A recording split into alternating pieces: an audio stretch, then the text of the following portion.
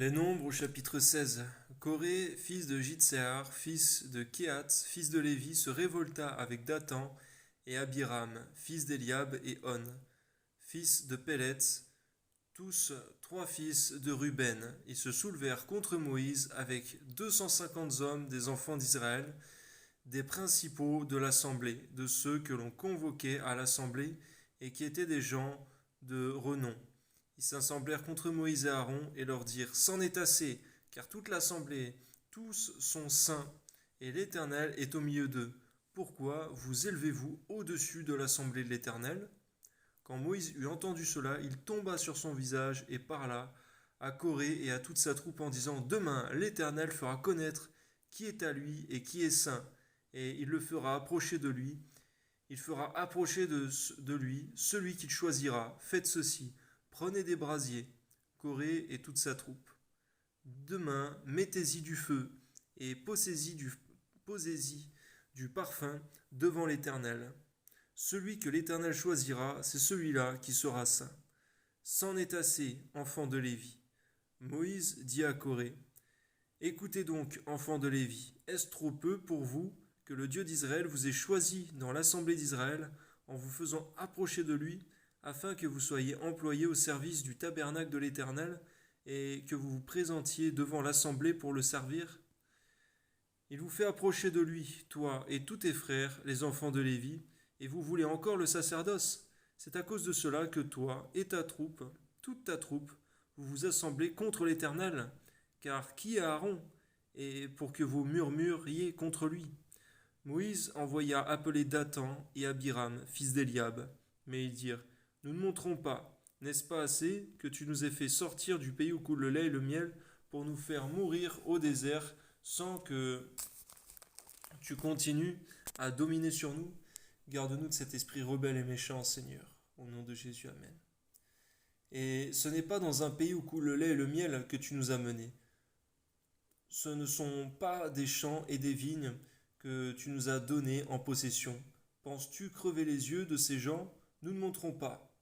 Moïse fut très irrité, et il dit à l'Éternel: N'aie point égard à leur offrande. Je ne leur ai pas même pris un âne, et je n'ai pas fait de mal à aucun d'eux. Moïse dit à Coré: Toi et toute ta troupe, trouvez-vous demain devant l'Éternel, toi et eux, avec Aaron. Prenez chacun votre brasier, mettez-y du parfum et présentez devant l'Éternel chacun votre brasier. Il y aura 250 brasiers, toi et Aaron, vous prendrez aussi chacun votre brasier. Ils prirent chacun leur brasier, ils y mirent du feu et ils y posèrent du parfum, et ils se tinrent à l'entrée de la tente d'assignation, avec Moïse et Aaron.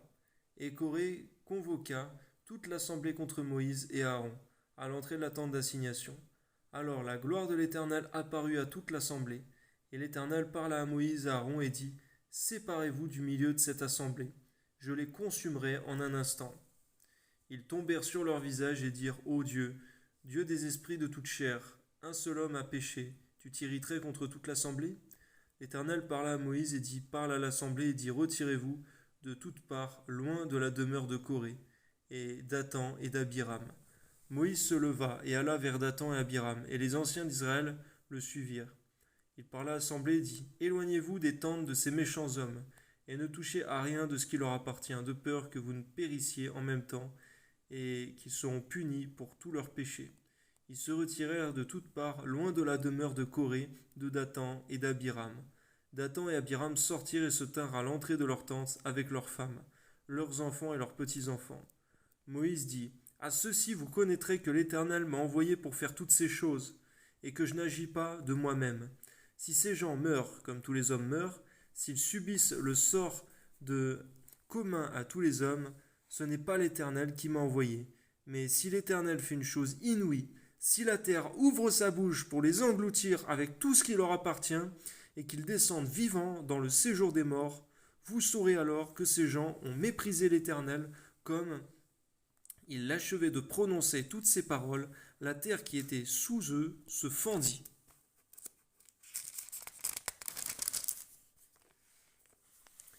La terre ouvrit sa bouche et les engloutit, eux et leurs maisons, avec tous les gens de Corée, et tous leurs biens. Ils descendirent vivants dans le séjour des morts, eux et tout ce qui leur appartenait. La terre les recouvrit et disparurent du milieu de l'assemblée. Tout Israël était autour d'eux, s'enfuit à leurs cris, car ils disaient: Fuyons, de peur que la terre ne nous engloutisse. Un feu sortit d'auprès de l'Éternel et consuma les 250 hommes qui offraient le parfum. L'Éternel parla à Moïse et dit: Dis à Éléazar, fils du sacrificateur Aaron, de retirer de l'incendie les brasiers et d'en répandre au loin le feu, car ils sont sanctifiés. Avec les brasiers de ces gens qui ont péché au péril de leur vie, que l'on fasse des lames étendues dont on couvrira l'autel.